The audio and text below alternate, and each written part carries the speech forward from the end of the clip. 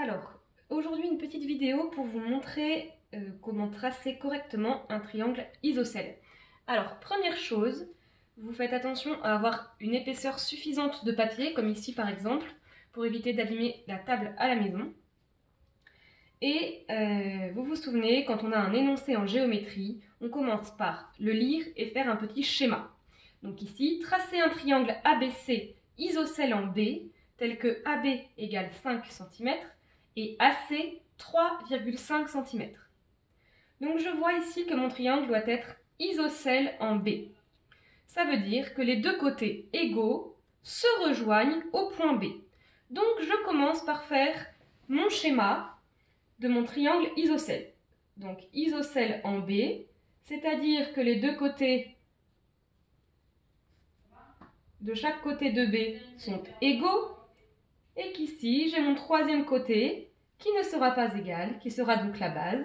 Et j'ai donc A, B, C. Je complète A, B et C. Une fois que j'ai mon schéma, je vois à peu près comment va se placer mon triangle. Je commence par faire la base, c'est-à-dire le côté qui n'est pas égal aux deux autres. Ici, ma base, c'est AC 3,5 cm. Donc, je mets une extrémité de mon segment, l'autre extrémité et je trace, ça vous savez faire.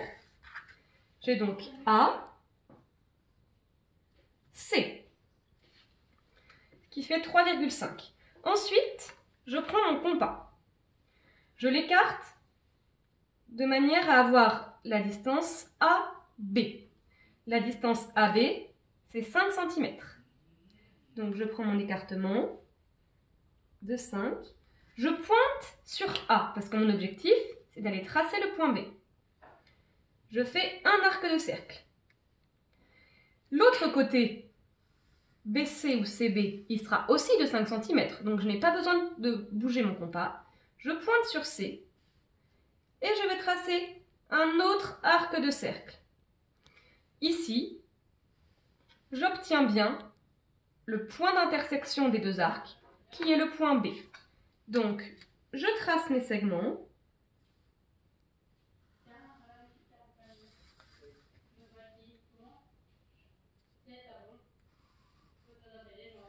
Je n'oublie pas de nommer mon sommet, B. J'ai AB ici, qui mesure 5 cm, comme demandé, et BC, qui mesure également 5 cm. Comme il est isocèle en B, il faut que les deux côtés de chaque côté du B soient de la même longueur. Et je n'oublie pas les codages.